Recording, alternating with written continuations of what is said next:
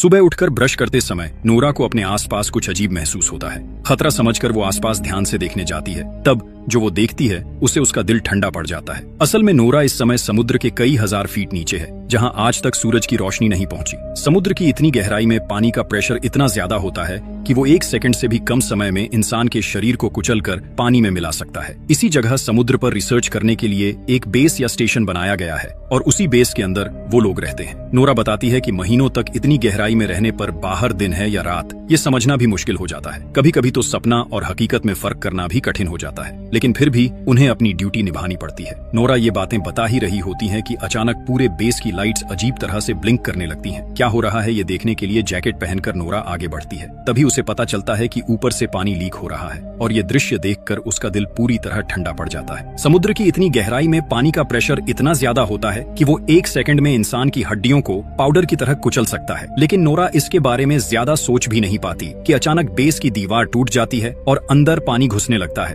अपनी जान बचाने के लिए नोरा पूरी ताकत से दूसरे कॉरिडोर की तरफ दौड़ने लगती है और सो रहे दूसरे क्रू मेंबर्स को जगाने की कोशिश करती है। ऐसा खौफनाक मंजर देखकर वहां मौजूद सभी लोग चिल्लाते हुए नोरा के पीछे दौड़ने लगते हैं। काफी कोशिश के बाद वो लोग एक दूसरे रूम तक पहुंच जाते हैं, लेकिन उस रूम के डोर का सिस्टम फेल हो चुका होता है, इसलिए वो किसी भी तरह लॉक नहीं हो रहा था। समय बर्बाद किए बिना नोरा जल्दी से अपने हाथों से उस डोर के सिक्योरिटी सिस्टम को ठीक करने लगती है। तभी वो देखती है कि कई क्रू मेंबर्स पानी से लड़ते हुए अपनी जान बचाने के लिए उनकी तरफ दौड़ रहे हैं। नोरा चिल्लाकर उन्हें और तेज दौड़ने के लिए कहती है, लेकिन डोर तक पहुंचने से पहले ही समुद्र का पानी उन्हें पूरी तरह निगल लेता है। ये भयानक दृश्य देखकर उनमें से एक नोरा से कहता है कि जल्दी से डोर बंद कर दो, वरना सब मर जाएंगे। आखिरकार नोरा फिर से बटन दबा देती है और आखिरी पल में जोरदार आवाज के साथ गेट बंद हो जाता है। कुछ ही सेकंड में सब कुछ फिर से अजीब तरह से शांत हो जाता है। थोड़ी देर बाद उनका एक साथी रोड्रिगो कहता है कि शायद कोई बड़ा भूकंप आया होगा, वरना ऐसा होना मुश्किल है। इसके बाद वो लोग कंट्रोल रूम से संपर्क करने की कोशिश करते हैं, लेकिन वहां से कोई जवाब नहीं आता। मतलब कंट्रोल रूम से उनका पूरा संपर्क टूट चुका था। उसी समय उन्हें एक दिल दहला देने वाली अजीब आवाज सुनाई देती है। उन्हें लगता है जैसे बेस के बाहर कोई बहुत बड़ा रहस्यमय ऑब्जेक्ट पानी के अंदर हिल रहा है और अपने तेज नाखूनों से बेस की दीवारों पर वार कर रहा है। खतरा बढ़ सकता है,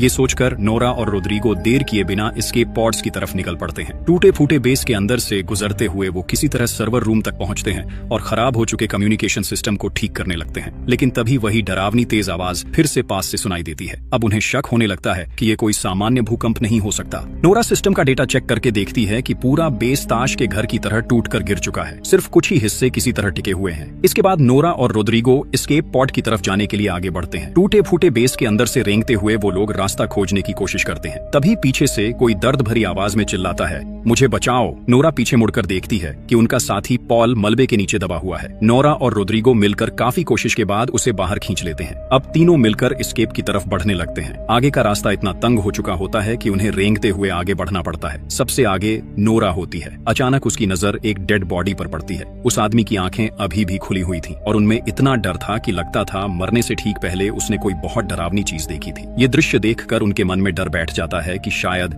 समुद्र की गहराई में कोई भयानक चीज जाग चुकी है जो इंसानी कल्पना से भी बाहर है। काफी मुश्किलों के बाद वो लोग आखिरकार पॉड रूम तक पहुंच जाते हैं, लेकिन पॉड रूम में पहुंचकर उनके पैरों तले जमीन खिसक जाती है क्योंकि वहां एक भी एस्केप पॉड नहीं बचा था। वहां सिर्फ कैप्टन लूसियन खड़े थे, लेकिन डोर लॉक होने की वजह से वो अंदर फंसे हुए थे। नोरा किसी तरह बाहर से डोर खोल देती है। बाहर आने के बाद कैप्टन बताते हैं कि जितने भी पॉड्स थे उनमें बाकी क्रू मेंबर्स को पानी की सतह की तरफ भेज दिया गया है। अब उन्हें किसी भी तरह सबमर्सिबल रूम तक पहुंचना होगा। नोरा कैप्टन से कहती है कि पूरा बेस लगभग नष्ट हो चुका है। उन्हें ये भी नहीं पता कि कितने लोग अभी जिंदा हैं या वो खुद बच पाएंगे भी या नहीं। नोरा फिर कैप्टन से पूछती है कि आखिर ये सब हो क्या रहा है, क्या ये सच में भूकंप है या कुछ और। कैप्टन कहते हैं कि अपनी जिंदगी में उन्होंने पहली बार ऐसा कुछ देखा है, लेकिन अब उन्हें मिलकर इस स्थिति का सामना करना होगा। इसके बाद वो लोग कंट्रोल रूम की तरफ जाते हैं, जहां एमिली और स्मिथ पहले से ही बाहर की दुनिया से संपर्क करने की कोशिश कर रहे थे, लेकिन कहीं से भी कोई सिग्नल नहीं मिल रहा था। ऊपर से कंट्रोल रूम को बार बार ऐसे झटके लग रहे थे जैसे बाहर से कोई बहुत बड़ा चीज पूरे बेस को ऊपर की तरफ धकेलने की कोशिश कर रही हो। नोरा सिस्टम चेक करके बताती है कि बेस के ऊपर वाले सभी फ्लोर्स और कूलिंग टावर पूरी तरह खत्म हो चुके हैं, लेकिन असली खतरा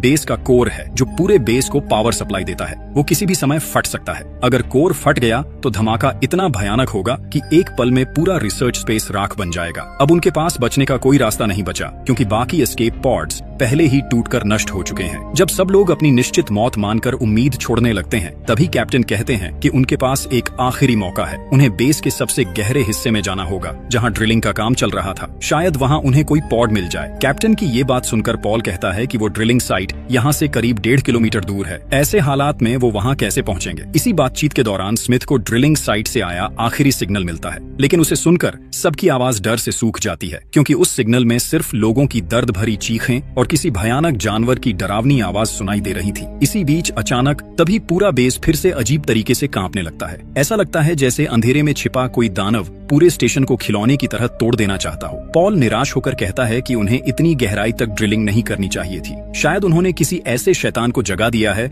जिसे छेड़ना ही नहीं चाहिए था। कोई और रास्ता न होने की वजह से सब लोग भारी अंडरवाटर सूट्स पहन लेते हैं। अब ये सूट्स ही उनकी जिंदगी की आखिरी उम्मीद थे। लेकिन जैसे ही वो समुद्र की गहराई में कदम रखते हैं, अचानक रोड्रिगो के हेलमेट में दरार पड़ जाती है। पानी के भयानक प्रेशर से पलक झपकते ही उसका पूरा शरीर फटकर चकनाचूर हो जाता है। अपने साथी की ऐसी दर्दनाक मौत देखकर कोई भी खुद को संभाल नहीं पाता। नोरा जब इस काले गहरे समुद्र की तरफ देखती है तो उसे लगता है कि ये सन्नाटा अंतरिक्ष से भी ज्यादा डरावना है। साथी को खोने का दुख और मौत का डर लेकर वो किसी तरह कार्गो लिफ्ट की छत पर कूदते हैं और उसके अंदर घुस जाते हैं। तब कैप्टन सबको बताते हैं कि उन्हें जितनी जल्दी हो सके इस बेस से दूर जाना होगा क्योंकि ये किसी भी समय ज्वालामुखी की तरह फट सकता है। इसके बाद लिफ्ट उन्हें लेकर समुद्र की ओर भी गहराई में उतरने लगती है। तभी लिफ्ट की स्क्रीन पर किसी पॉड से मदद का सिग्नल दिखाई देता है। कैप्टन जल्दी से लिफ्ट रोक देते हैं और पॉल व स्मिथ को कहते हैं कि जो भी ये सिग्नल भेज रहा है उसे ढूंढ कर लाओ। दोनों फिर से भारी अंडर वाटर सूट्स पहनकर पानी में उतर जाते हैं, लेकिन बाहर इतना घना अंधेरा होता है कि सूट की लाइट से भी ठीक से कुछ दिखाई नहीं देता। आगे बढ़ते हुए स्मिथ को महसूस होता है कि अंधेरे में कोई चीज शायद उनका पीछा कर रही है। किसी तरह वो उस पॉड तक पहुंच जाते हैं जहां से सिग्नल आया था, लेकिन पास जाकर देखते हैं कि पूरा रास्ता किसी अजीब चिपचिपे पदार्थ से ढका हुआ है। उन्होंने पहले कभी ऐसी चीज नहीं देखी थी। पॉड के अंदर किसी को न पाकर वो आसपास तलाश करने लगते हैं। तभी उन्हें केबल्स में उलझा हुआ अपने एक साथी का डेड बॉडी मिलता है। ये देखकर कैप्टन तुरंत उन्हें वापस अंदर आने का आदेश देते हैं, लेकिन उसी समय पॉल और स्मिथ देखते हैं कि उस डेड बॉडी की पीठ के अंदर कुछ जिंदा हिल रहा है। वो कुछ समझ पाते उससे पहले ही उसकी पीठ से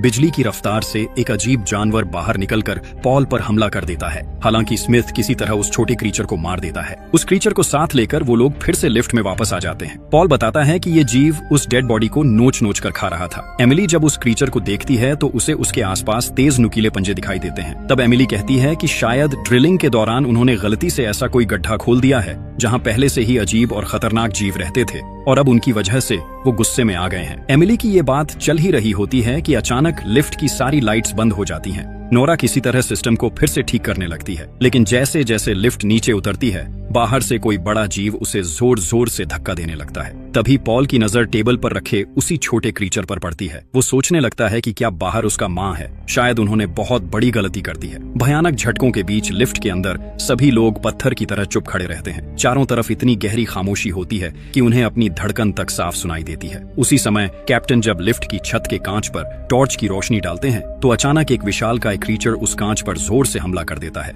और वो किसी दानव जैसे इंसान की तरह दिख रहा था। सब लोग बुरी तरह डर जाते हैं। तभी अगले ही पल बेस के ऊपर वाले हिस्से में जोरदार एक्सप्लोजन हो जाता है। रोशनी इतनी तेज होती है कि लगता है जैसे समुद्र की गहराई में अचानक सूरज निकल आया हो। इस धमाके के झटके से लिफ्ट के मोटे केबल्स टूट जाते हैं और लिफ्ट तेजी से नीचे गिरने लगती है। इसलिए सभी लोग जल्दी से अपने हेलमेट्स पहन लेते हैं। लिफ्ट समुद्र की तलहटी से टकराने से पहले ही वो लोग बाहर कूद जाते हैं, लेकिन एक्सप्लोजन की वजह से ऊपर से ब्रिज के भारी लोहे के टुकड़े और मलबा बारिश की तरह गिरने लगता है। अपनी जान बचाने के लिए सब लोग एक दूसरे को संभालते हुए किसी तरह दौड़कर ड्रिलिंग चेंबर के दरवाजे तक पहुंचते हैं। चारों तरफ गहरा अंधेरा होता है और उस अंधेरे में कुछ अजीब सी परछाइयां दिखाई देती हैं। उधर ड्रिलिंग चेंबर का डोर भी जैम हो चुका होता है। काफी कोशिश के बाद वो लोग किसी तरह उसके अंदर घुस जाते हैं। तभी ऊपर से फिर एक डरावनी आवाज सुनाई देती है। कैप्टन सबको समझाते हुए कहते हैं कि शायद ये ऊपर से बेस के टूटे हुए हिस्से गिरने की आवाज है। इसके बाद वो लोग उस सुरंग जैसे चेंबर के अंदर धीरे धीरे आगे बढ़ने लगते हैं। जैसे जैसे वो आगे बढ़ रहे थे, रास्ता और भी संकरा होता जा रहा था। एक जगह पहुंचकर उन्हें पता चलता है कि आगे का रास्ता मलबे की वजह से पूरी तरह बंद हो चुका है। तब नोरा हिम्मत करके कहती है कि वो पानी के नीचे तैर कर दूसरी तरफ जाएगी। वो अपना हेलमेट ठीक से पहनकर पानी में डुबकी लगाती है और तैरते हुए दूसरी तरफ पहुंच जाती है। वहां पहुंचकर वो बाकी सबको भी आने का इशारा करती है। एक एक करके सब लोग दूसरी तरफ पहुंच जाते हैं, लेकिन सबसे आखिर में पॉल रह जाता है। तभी पॉल को महसूस होता है कि पीछे के अंधेरे पानी में कोई मौजूद है। जैसे ही वो पीछे मुड़कर देखता है, एक अजीब क्रीचर पानी के अंदर गायब हो जाता है। कैप्टन उसे बार बार आवाज देते हैं, लेकिन पॉल की तरफ से कोई जवाब नहीं आता। मजबूर होकर सब लोग पॉल के सूट से जुड़ी केबल को पकड़कर जोर से खींचने लगते हैं। कुछ देर बाद पॉल उनके पास वापस आ जाता है और सब लोग राहत की सांस लेते हैं। लेकिन अगले ही पल पॉल की केबल को कोई अदृश्य ताकत दूसरी तरफ से जोर से खींच लेती है। डर के मारे पॉल चिल्लाने लगता है। बाकी सब लोग घबराकर केबल काटने की कोशिश करते हैं, लेकिन तब तक बहुत देर हो चुकी होती है। पलक झपकते ही पॉल के शरीर का एक हिस्सा उससे अलग हो जाता है। अचानक पॉल के हेलमेट में खून भरने लगता है और वहीं उसकी दर्दनाक मौत हो जाती है। ये देखकर बाकी सब डर और दहशत में अपनी जान बचाने के लिए वहाँ से भागने लगते हैं। कुछ देर बाद कैप्टन फिर से रेडियो के जरिए ऊपर की दुनिया से संपर्क करने की कोशिश करते हैं, लेकिन वहाँ से कोई जवाब नहीं आता। पॉल की मौत के बाद सब लोग पूरी तरह टूट चुके होते हैं। एक एक करके उनके साथी किसी अदृश्य ताकत के हाथों मारे जा रहे थे। तभी वो लोग एक कंट्रोल रूम में खड़े होते हैं, जहां से बाहर का डरावना नजारा साफ दिखाई देता है। उनके बेस स्टेशन की ड्रिलिंग मशीन इतनी बुरी तरह मुड़ी तुड़ी पड़ी होती है जैसे किसी ने उसे खिलौने की तरह तोड़ दिया हो। स्मिथ हैरान होकर कहता है कि 6000 टन वजन की ड्रिलिंग मशीन का इस तरह नष्ट होना क्या सच में संभव है? एमिली कांपते हुए कहती है कि ये सब उनकी गलती है। उन्होंने समुद्र की गहराई को छेड़ा है और अब समुद्र उनसे बदला ले रहा है। शायद उन्हें यहाँ आना ही नहीं चाहिए था। कैप्टन सबको शांत करते हुए कहते हैं कि उन्हें यहाँ ज्यादा देर नहीं रुकना चाहिए, लेकिन स्मिथ बताता है कि उसका सूट डैमेज हो चुका है और अगर वो बाहर गया तो पानी का प्रेशर सह नहीं पाएगा। इसलिए वो बाकी सबको कह देता है कि उसे छोड़कर आगे बढ़ जाए। स्मिथ कहता है कि अगर वो साथ गया तो सबकी जान खतरे में पड़ सकती है, लेकिन कैप्टन उसे हिम्मत देते हैं और किसी तरह उसका सूट ठीक कर देते हैं। इसके बाद सब लोग पानी के अंदर से ड्रिलिंग साइट की तरफ निकल पड़ते हैं, क्योंकि शायद वहीं एस्केप पॉड्स मिल सकते हैं। पानी के नीचे चारों तरफ घना अंधेरा होता है। तभी नोरा को महसूस होता है कि उसके पीछे कोई है। वो टॉर्च जलाकर देखती है, लेकिन उसे कोई दिखाई नहीं देता। फिर भी उसके मन में एक अजीब डर बना रहता है। उसे बार बार लगता है कि कोई उसके बहुत पास से होकर गुजर रहा है। अचानक नोरा के सामने से एक अजीब क्रीचर तैरता हुआ निकल जाता है। ये देखकर सब लोग डर कर अंधेरे में इधर उधर देखने लगते हैं। कैप्टन तुरंत सबको सूट की लाइट्स बंद करने का आदेश देते हैं। इसी दौरान उन्हें पता चलता है कि स्मिथ कहीं दिखाई नहीं दे रहा। सब लोग उसे ढूंढने लगते हैं। तभी नोरा देखती है कि कोई अजीब चीज स्मिथ को घसीट कर ले जा रही है। नोरा हिम्मत करके उस क्रीचर के पीछे जाती है। वो अजीब क्रीचर स्मिथ को खींचते हुए एक संकरी गुफा के अंदर ले जाता है। कैप्टन बिना एक पल गंवाए उसी गुफा के अंदर घुस जाते हैं। काफी अंदर जाने के बाद कैप्टन को स्मिथ मिल जाता है। किस्मत से स्मिथ अभी जिंदा होता है। कैप्टन उसे खींचकर बाहर ले आते हैं, लेकिन थोड़ी देर बाद कैप्टन को याद आता है कि स्मिथ की गन गुफा के अंदर ही रह गई है। इसलिए वो फिर से गुफा के अंदर जाकर गन निकालने लगते हैं। लेकिन जैसे ही वो वापस लौटने लगते हैं, गुफा की गहराई से एक भयानक मॉन्स्टर अचानक निकलकर कैप्टन को पकड़ लेता है और ऊपर की तरफ खींचने लगता है। कैप्टन के सूट की केबल में फंसने की वजह से नोरा भी उसके साथ ऊपर की तरफ खींचने लगती है। पानी के अंदर संघर्ष करते हुए कैप्टन और वो अजीब क्रीचर एक बड़े प्लेटफॉर्म पर जा टकराते हैं। प्लेटफॉर्म के किनारे कैप्टन को लटका हुआ देखकर नोरा उसे बचाने की कोशिश करती है। तभी वो भयानक क्रीचर फिर से उनके सामने आ जाता है। वो इतना विशाल होता है कि लगता है जैसे वो इस दुनिया का ही जीव नहीं है। वो अपना विशाल मुंह खोलकर नोरा के हेलमेट को निगलने की कोशिश करता है। उसी समय कैप्टन अपनी नाइफ निकालकर उस मॉन्स्टर पर वार करते हैं। दर्द से तड़पकर वो क्रीचर नोरा और कैप्टन दोनों को तेजी से ऊपर की तरफ खींचने लगता है। कैप्टन समझ जाते हैं कि अगर वो इसी रफ्तार से ऊपर जाते रहे तो पानी के भयानक प्रेशर से उनका सूट फट जाएगा। इसलिए वो नोरा से कहते हैं कि केबल काट दो, वरना वो भी मर जाएगी। लेकिन नोरा ऐसा करने के लिए तैयार नहीं होती। तब मजबूर होकर कैप्टन खुद ही अपनी नाइफ से केबल काट देते हैं और खुद को अलग कर लेते हैं। नोरा अलग होते ही अगले ही पल एक भयानक एक्सप्लोजन में कैप्टन की मौत हो जाती है। उसी धमाके में उनका सूट और शरीर पानी में बिखर जाता है। उस एक्सप्लोजन के झटके से नोरा नीचे समुद्र की तलहटी में बेस के एक छोड़े हुए हिस्से में जा गिरती है। वो जगह पूरी तरह सुनसान और खामोश होती है। किसी तरह अंदर जाकर नोरा मानसिक रूप से टूट जाती है, क्योंकि उसे नहीं पता कि स्मिथ और एमिली जिंदा हैं या नहीं। वो रेडियो से पागलों की तरह एमिली और स्मिथ से संपर्क करने की कोशिश करती रहती है, लेकिन कोई जवाब नहीं मिलता। फिर नोरा ऊपर पड़े कुछ उपकरणों से एक पुराना सूट किसी तरह ठीक कर लेती है और उसे पहनकर दोबारा पानी में उतरती है ताकि एमिली और स्मिथ को ढूंढ सके। तभी रेडियो में एमिली की आवाज सुनाई देती है। उसी समय नोरा दूर अंधेरे में एमिली एमिली के सूट की लाइट चमकती हुई देख लेती है। काफी मुश्किल से वहां पहुंचने पर नोरा देखती है कि एमिली स्मिथ को घसीटते हुए आगे ले जा रही है, क्योंकि स्मिथ बहुत बुरी तरह घायल हो चुका था। नोरा एमिली को शांत करती है और दोनों मिलकर स्मिथ को खींचते हुए उस गहरे अंधेरे की तरफ बढ़ने लगते हैं। चारों तरफ माहौल बहुत डरावना होता है। हर पल ऐसा लगता है जैसे कोई भयानक परछाई छिपकर उन्हें देख रही हो। कई साथियों को खोने के बाद आखिरकार वो लोग ड्रिलिंग साइट तक पहुंच जाते हैं, लेकिन वहां पहुंचकर खुश होने की बजाय वो और ज्यादा घबरा जाते हैं, क्योंकि ड्रिलिंग साइट के मेन गेट तक पहुंचने के लिए बीच में एक पुल जैसा रास्ता पार करना पड़ता है और उस पूरे पुल पर हजारों खतरनाक क्रीचर्स गहरी नींद में पड़े हुए होते हैं। अगर उन्हें मेन गेट तक पहुंचना है तो इन्हीं क्रीचर्स के बिल्कुल पास से गुजरना पड़ेगा, और अगर उनमें से एक भी जाग गया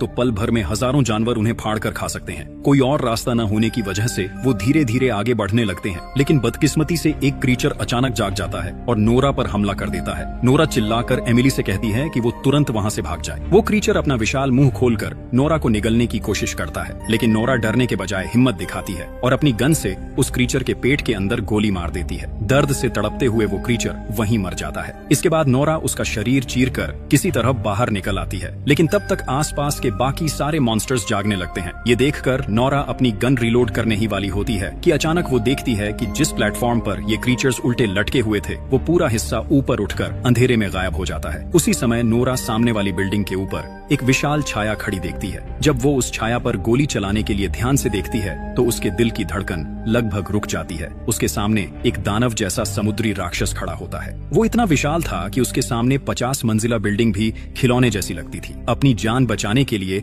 नोरा पूरी ताकत से मेन गेट की तरफ दौड़ने लगती है। वो विशाल मॉन्स्टर अपने पैर से पुल पर इतनी जोर से हमला करता है कि लगता है जैसे पानी के नीचे कोई परमाणु बम फट गया हो। उस धमाके के झटके से नोरा दूर जाकर गिरती है और बेहोश हो जाती है। अगले ही पल एमिली नोरा को खींचते हुए मेन गेट के अंदर ले आती है और जल्दी से दरवाजा बंद कर देती है। स्मिथ, नोरा और एमिली किसी तरह अंदर आ तो जाते हैं, लेकिन खतरा अभी खत्म नहीं हुआ था। वो विशाल मॉन्स्टर पूरे ड्रिलिंग साइट बिल्डिंग को जमीन से उखाड़ने की कोशिश करने लगता है। किसी तरह वो लोग आगे बढ़ते हुए पॉड रूम तक पहुंच जाते हैं। वहाँ कुल 3 पॉड्स होते हैं। नोरा जल्दी से चेक करती है और पता चलता है कि उनमें से सिर्फ 2 ही ठीक से काम कर रहे हैं। इसलिए बिना समय गंवाए नोरा और एमिली पहले स्मिथ को एक वर्किंग पॉड में बैठाकर ऊपर की तरफ भेज देते हैं। इसके बाद नोरा एमिली से कहती है कि वो दूसरे पॉड में बैठ जाए, लेकिन एमिली समझ जाती है कि बाकी बचा पॉड खराब है, इसलिए वो नोरा को अकेला छोड़कर जाने के लिए तैयार नहीं होती। तब नोरा उसे समझाते हुए कहती है कि स्मिथ के साथ उसका पूरा भविष्य है, इसलिए उसे जाना ही होगा। एमिली रोते हुए कहती है कि नोरा को जरूर वापस आना होगा, वो उसका इंतजार करेगी। ये कहकर नोरा एमिली का पॉड लॉन्च कर देती है। अब पूरे बेस में सिर्फ नोरा ही अकेली बची होती है। उसी समय पॉड रूम की कांच की दीवारों पर बाहर से छोटे छोटे क्रीचर्स हमला करना शुरू कर देते हैं। नोरा सिस्टम चेक करती है और देखती है कि हजारों अजीब क्रीचर्स स्मिथ और एमिली के पॉड्स का पीछा कर रहे हैं। नोरा गहरी सांस लेकर बेस के पावर कोर को अपने हाथों से ओवरलोड कर देती है। इससे पूरे बेस स्टेशन का सेल्फ डिस्ट्रक्ट मोड चालू हो जाता है। कुछ सेकंड की काउंटडाउन खत्म होते ही वहां भयानक एक्सप्लोजन हो जाता है। ये धमाका इतना ताकतवर होता है कि वो विशाल समुद्री मॉन्स्टर भी इससे बच नहीं पाता। उसके साथ साथ बाकी सारे क्रीचर्स भी आग में जलकर खत्म हो जाते हैं। इस तरह नोरा अपनी जान कुर्बान करके अपने दोनों साथियों की जिंदगी बचा लेती है। बाद में न्यूज में दिखाया जाता है कि ड्रिलिंग साइट से 2 क्रू मेंबर्स को जिंदा बचा लिया गया है और इसी के साथ कहानी खत्म हो जाती है। ये कहानी दिखाती है कि जब इंसान प्रकृति की सीमाओं को पार करने की कोशिश करता है तो प्रकृति उसे कड़ा सबक सिखाती है।